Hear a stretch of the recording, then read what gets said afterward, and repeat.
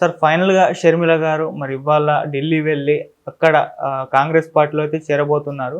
So, ఆమె రాజకీయ journey చూసుకుంటే మరి తెలంగాణలో పార్టీ పెట్టి పోటీ చేయకుండానే కాంగ్రెస్ పార్టీకి మద్దతు తెలిపింది. మళ్ళీ ఇప్పుడు ఏపీ రాజకీయాల్లోకి ఎంట్రీ అవుతుంది. మరి ఏ విధంగా చూడొచ్చంటారు దీన్ని? వైఎస్ఆర్ కాంగ్రెస్‌ని దెబ్బ కొడితే తప్ప కాంగ్రెస్ పార్టీకి పునరుజ్జీవనం లేదు అనేది చాలా కాన్ఫిడెంట్‌గా అర్థమైపోయింది కాంగ్రెస్ పార్టీ అధినాయకత్వానికి. అందుకని వాళ్ళు షర్మిలని వాడి ముళ్ళుని ముళ్ళుతోనే తీయాలి అన్నట్టుగా వైఎస్ వారసత్వంతోనే దెబ్బ కొట్టాలి అనే ప్రోగ్రాంలో భాగంగా వాళ్ళు షర్మిలని వాడాలని అనుకుంటున్నారు. అది కరెక్ట్ వ్యూహమే. అయితే షర్మిలని కాంగ్రెస్ పార్టీలో చేరిన తర్వాత జనాలు ఏ మేరకు ఆదరిస్తారు అనేది కూడా ఒక ఇష్యూ ఉంది. ఎందుకంటే జగన్మోహన్ రెడ్డి అరెస్టు అనేది ఆ సెంటిమెంట్ ఇంకా ఉంది జనాల్లో. కాంగ్రెస్ పార్టీ అరెస్ట్ చేయించింది చంద్రబాబు నాయుడు మద్దతుతో, అంటే చంద్రబాబు నాయుడు అనుచరులు మొదలుపెట్టిన విమర్శలు, వాళ్ళు వేసిన కోర్టు కేసులు, వాటి మీదుగా కాంగ్రెస్ పార్టీ లీడ్ తీసుకుని చంద్రబాబుకు తెలిసే ఈ అరెస్టు జరిగింది, అతనుతో కుమ్మక్కయ్యే ఈ అరెస్ట్ చేశారు అనేది ఒక ఆరోపణ మాత్రమే కాదు, వాస్తవం కూడా. అదే విషయాన్ని రేపు వ్యూహం సినిమాలో వర్మగారు మాట్లాడబోతున్నాడు. కాబట్టి పబ్లిక్లో కూడా, ఓటర్లో కూడా ఈ భావన ఉంది. అంటే తెలుగుదేశం కాంగ్రెస్ కలిసి జగన్మోహన్ రెడ్డిని ఆ రోజున అరెస్ట్ చేశారు. వైఎస్ రాజశేఖర రెడ్డి మీద ఏమాత్రము సానుభూతి లేకుండా, ఓ పక్కన తండ్రి చనిపోయి బాధపడుతున్నటువంటి కొడుకుని హక్కును చేర్చుకుని అనునయించాల్సింది పోయి అరెస్ట్ చేసి జైల్లో పడేసిన పరమ నిర్దయులు వీళ్ళు అనేటువంటి ఒక నేరేషన్ జనంలో ఉంది ఇప్పటికీ. ఈ నేరేషన్లో జగన్మోహన్ రెడ్డిని అరెస్ట్ చేయించినటువంటి కాంగ్రెస్ పార్టీలోకి వైఎస్ రాజశేఖర రెడ్డి పేరు పెట్టుకుని ఎలా వెళ్తుంది ఈవిడ అనే అభిప్రాయాన్ని పంపు చేయటం అనేది ఆల్రెడీ మొదలైపోయింది. ఈరోజు సాక్షి పేపర్లో షర్మిలకి వ్యతిరేకమైనటువంటి కథనాలు వచ్చినాయి. నిన్నే కలిసింది ఆవిడ పెళ్లి పత్రిక ఇవ్వటానికి. నిన్న కలిసింది, వాళ్ళు ఉల్లాసంగా మాట్లాడుకుంటున్నట్టుగా ఫోటోలు బయటకు వచ్చినాయి తప్ప లోపల ఏం మాట్లాడుకున్నారు అనేది ఎవరి కథనం వారు చెప్తున్నారు తప్ప ఏం జరిగిందో వీడియో చిత్రీకరణలు మరొకటి లేదు. అక్కడ ఫొటోస్ వచ్చినాయి బయటకు, అందులో చాలా ఉల్లాసంగా ఉన్నారు. రక్త సంబంధం సినిమాలో ఎన్టీఆర్ సావిత్రి అన్నా చెల్లెళ్ళుగా ఎలా ఉంటారో అలాగే కనిపించారు వీళ్ళు. అది ఓకే. కానీ ఈరోజు సాక్షిలో నెగిటివ్ స్టోరీస్ వచ్చినాయి. అంటే ఆవిడ సీఎం రమేష్ తాలూకా విమానంలో ట్రావెల్ చేస్తున్నారనేది ఒక కథనం అయితే, రెండో కథనం ఏంటంటే మొన్న ఇడుపులపాయ వెళ్ళి తండ్రి సమాధి దగ్గర ఆవిడ వెడ్డింగ్ కార్డు ఇచ్చారు. ఈ సందర్భంగా ఆవిడ అక్కడికి వెళ్ళినప్పుడు, కడప వెళ్ళినప్పుడు ఆవిడకి స్వాగతం చెప్పిన వాళ్ళలో తెలుగుదేశం పార్టీకి చెందిన వాళ్ళే ఎక్కువ మంది ఉన్నారు అని, బీటెక్ రవి ఈ బ్యాచ్ అంతా ఉంది అక్కడ. వీళ్ళందరూ షర్మిలకి స్వాగతం పలకడంతో పాటు బ్రదర్ అనిల్తో విడిగా సమావేశం అయ్యారు అనేది ఒక కథనం ఈరోజు సాక్షిలో వచ్చింది. కాబట్టి షర్మిల సీరియస్గా మన మీద దాడి చేయబోతోంది అనే విషయం జగన్కి అర్థమైపోయింది అనేది స్పష్టమైపోయింది ఈరోజు సాక్షి చూస్తే. సో ఇప్పుడు వాళ్ళు సీరియస్గానే దీన్ని పంపు చేసే ప్రయత్నంలో ఉంటారు. దేన్ని? వైఎస్ రాజశేఖర రెడ్డి మరణించిన తర్వాత అతని కొడుకుని తీసుకెళ్లి నిర్దయగా 2 సార్లు రాష్ట్రంలో, ఉమ్మడి రాష్ట్రంలో 2 సార్లు పార్టీని అధికారంలోకి తీసుకొచ్చిన ఒక నేత కొడుకుని, ఆ నేత చనిపోయిన తర్వాత నిర్దయగా అరెస్టు చేసి, ఆ తర్వాత ఆ నాయకుడి ఆచూకీ కూడా ఆ పార్టీలో లేకుండా తుడిచేసినటువంటి కాంగ్రెస్ పార్టీ స్వీయ ప్రయోజనాల కోసం మోసం చేసి అతని కూతుర్ని తీసుకుని మళ్ళీ కొడుకు మీద దాడి చేయించాలని ట్రై చేస్తోంది అనే నేరేషన్ని ప్రజల్లోకి తీసుకెళ్ళటానికి మొదలుపెట్టేసింది ఆల్రెడీ. ఆ రోజున జగన్మోహన్ రెడ్డి అరెస్టుకి ఏ పార్టీలు అయితే కలిసి కుమ్మక్కయి పథక రచన చేశాయో, ఏ తెలుగుదేశం కాంగ్రెస్ పార్టీలు కలిశాయో అవే తెలుగుదేశం కాంగ్రెసులు కలిసి ఇప్పుడు జగన్మోహన్ రెడ్డి మీదకి షర్మిలని అస్త్రంగా ప్రయోగిస్తున్నారు అనే నేరేషన్ను కూడా పబ్లిక్లోకి పంపజేసే ప్రయత్నంలో వైఎస్ఆర్సీపీ మేధావులందరూ నిమగ్నమై ఉన్నారు. మొదలైంది, ఆల్రెడీ యుద్ధం మొదలైంది. ఇంకో 2-3 రోజుల్లో ఊపందుకుంటుంది అది. ఇప్పటికే పాస్టర్లందరితోనూ కూర్చోబెట్టి ఆయన సమావేశాలు నిర్వహిస్తున్నాడు బ్రదర్ అనిల్ కుమార్ అనేటువంటి ప్రచారం కూడా ఒకటి వైఎస్ఆర్సీపీకి సంబంధించిన సామాజిక మాధ్యమాల్లో ప్రచారం నడుస్తోంది. గత 15 రోజుల నుంచి నడుస్తోంది అది. ఇది షర్మిల రాజకీయ ప్రవేశానికి సంబంధించి ప్రస్తుతం ఆంధ్రప్రదేశ్లో జరుగుతున్నటువంటి వ్యవహారాలు. ఈవిడ ఈ మధ్య కాలంలో క్రిస్మస్ సందర్భంగా లోకేష్కి ఒక గ్రీటింగ్ పంపించారు. పంపిస్తూ వైఎస్ఆర్ కుటుంబం తరపున అన్నారు దాన్ని. చంద్రబాబు నాయుడికి పంపించుంటే ఆ లెక్క వేరుగా ఉండేది. అలా కాకుండా లోకేష్కి పంపించడం ద్వారా తన స్థాయిని తనే తగ్గించుకుంది ఆవిడ. స్ట్రేచర్ ప్రాబ్లం. ఇప్పుడు పవన్ కళ్యాణ్ కూడా ఎప్పుడు లోకేష్ని కలవడు, చంద్రబాబును కలుస్తాడు. లేదు, చంద్రబాబుకి ఏదైనా వర్తమానాన్ని లోకేష్ ద్వారా పంపిస్తాడు, అంతే తప్ప తన స్థాయిని పడేసుకోడు. కానీ ఈవిడ పని చేసేసింది. ఏ కారణంతో చేసినప్పటికీ, ఎవరి సలహా మేరకు చేసినప్పటికీ ఆవిడ లోకేష్కి ఇది ఇవ్వటం, గ్రీటింగ్స్ పంపించటం, అది కూడా బిహాఫ్ ఆఫ్ వైఎస్ఆర్ ఫ్యామిలీ అని పంపించటం అనేది ఆవిడ స్ట్రేచర్ని ఇబ్బంది పెట్టే వ్యవహారమే. కానీ చేసేసింది ఆవిడ, అయిపోయింది అది.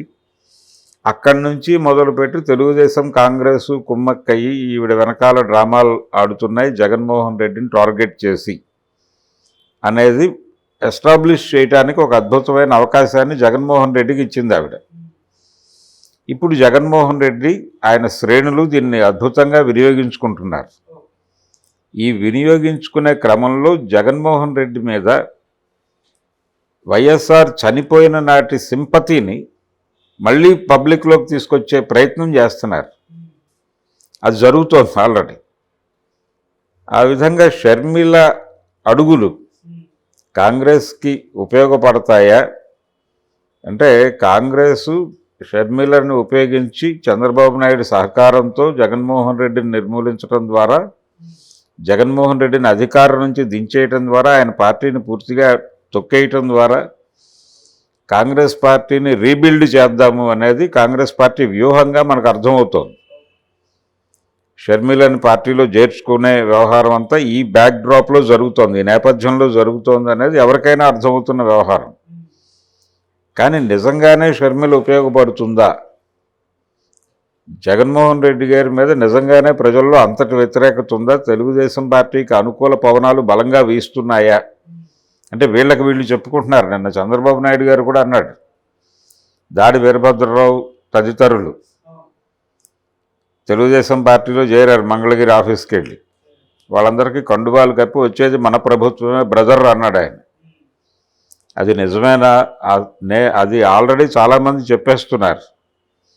నిజానికి తెలుగుదేశం పార్టీ అనుకూల మీడియా, అనుకూల ఛానల్స్ వాళ్ళు డిస్కషన్స్లో ఇంట్రోల్లో కూడా చెప్పేస్తున్నారు, రాబోయేది తెలుగుదేశం ప్రభుత్వమే అనేది వాళ్ళు రూఢి పరిచి చెప్పేస్తున్నారు. అమరావతిలో ఈ నేరేషన్లో రేట్లు పెరుగుతున్నాయి అనే వార్తలు కూడా బయటకు వచ్చినాయి మనకి. అమరావతి ప్రాంతంలో భూముల ధరలు పెరుగుతున్నాయి అంటే తెలుగుదేశం వస్తే రియల్ ఎస్టేట్ పుంజుకుంటుంది అని కదా ఒక నేరేషన్ ఇచ్చేశారు. దీనికి కౌంటర్ నేరేషన్ కూడా రెడీ చేసుకుంది వైఎస్ఆర్సీపీ. అంటే భూముల రేట్లు పెంచి అమ్ముకునే వాళ్ళందరూ తెలుగుదేశం రావాలని కోరుకుంటున్నారు. భూముల ధరలు తగ్గి ప్రతి ఒక్కడూ భూమి కొనుక్కునే పరిస్థితి ఉండాలి అనుకున్న వాళ్ళు వైసీపీని గెలిపించాలనుకుంటున్నారు. ఈ రియల్ ఎస్టేట్ వ్యాపారులు ఎక్కువ మంది ఉంటారా, ఏదో రకంగా 4 డబ్బులు పోగేసుకుని భూమి కొనుక్కుందాం అనుకునే వాళ్ళు ఎక్కువ మంది ఉంటారా? వీళ్ళే ఎక్కువ మంది ఉంటారు. కాబట్టి వీళ్ళందరూ మా వెనకాల ఉన్నారు, మేమే గెలవబోతున్నాం అని ఒక నేరేషన్ ఇస్తున్నారు వాళ్ళు ఆల్రెడీ. సో తెలుగుదేశం పార్టీ గెలిచిపోతోంది అని చేస్తున్న ప్రతి ప్రచారాన్ని వాళ్ళు బలంగా తిప్పికొడుతున్నారు వైఎస్ఆర్సీపీ నుంచి. వైఎస్ఆర్సీపీకి తాను ఇస్తున్నటువంటి పథకాలు దీని ద్వారా కట్టడి చేసుకోవడంతో పాటు పార్టీ సీట్ల ఎంపిక దగ్గర నుంచి రకరకాలుగా వాళ్ళు కసరత్తులు చేశారు, మొదలుపెట్టేశారు, అవుతోంది అది. ఈ క్రమంలో కొంతమంది ఆ పార్టీ నుంచి బయటకు వచ్చేసి షర్మిలతో పాటు ట్రావెల్ అవ్వాలని ప్రయత్నం చేస్తున్నారు. ఆళ్ళ రామకృష్ణారెడ్డి లాంటి వాళ్ళు. ఇతను మాత్రమే కాదు, బాబు అని రాయలసీమకు చెందినటువంటి మరొక నాయకుడు కూడా, పొతులపట్టు బాబు కూడా ఇటువైపుకే నడవాలని చూస్తున్నాడు. ఇది కొంతమంది పాత టీడీపీ నుంచి వెళ్ళిన వాళ్ళు టీడీపీలోకో జనసేనలోకో సర్దుకుంటున్నారు. ఇది అంటే ప్రతి టైంలోనూ జరుగుతాయి. పార్టీలు మారటాలు అనేవి సహజంగా జరిగేవి. 5-6 పార్టీ మారినంత మాత్రాన తెలుగుదేశం కూటమి గెలిచిపోతోంది అని అర్థం కాదు. అలాగే ఇటు నుంచి ఒక 5-6 వైఎస్ఆర్సీపీలో చేరారు కాబట్టి వైఎస్ఆర్సీపీ గెలవబోతోంది అని కూడా చెప్పుకోలేము. ఇటు నుంచి చేరే వాళ్ళని కూడా అంటే దీనికి కౌంటర్ నరేషన్ ఒకటి బిల్డ్ చేస్తారు వాళ్ళు. ఇంకో 2-3 రోజులు గ్యాప్లో ఇటు నుంచి అటు వెళ్ళే వాళ్ళు కూడా ఉంటారు కొంతమంది. ప్రజల మనోభావాలతో గేమ్ నడపటమే రాజకీయంగా 2 పార్టీలు చేస్తున్నాయి, TDP and YCP.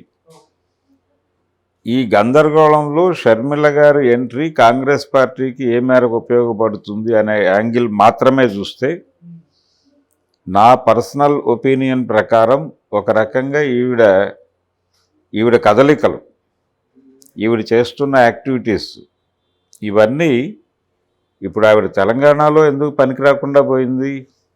Non local అనే ఉద్దేశంతోనే కదా. నేటివ్ ఓటర్ సెంటిమెంటల్గా ఆవిడని ముఖ్యమంత్రిగా అంగీకరించకపోవడం చేత, పార్టీ అధినాయకురాలుగా అంగీకరించకపోవడం వలన ఆవిడకి స్పేస్ దొరకల. లేదు, ఆవిడ ఏదన్నా పార్టీలో చేరి, కాంగ్రెస్ పార్టీలో చేరి ఎక్కడో చోట ఎమ్మెల్యేగా పోటీ చేసి వైఎస్ బిడ్ అని అంటే అది వేరే గొడవ.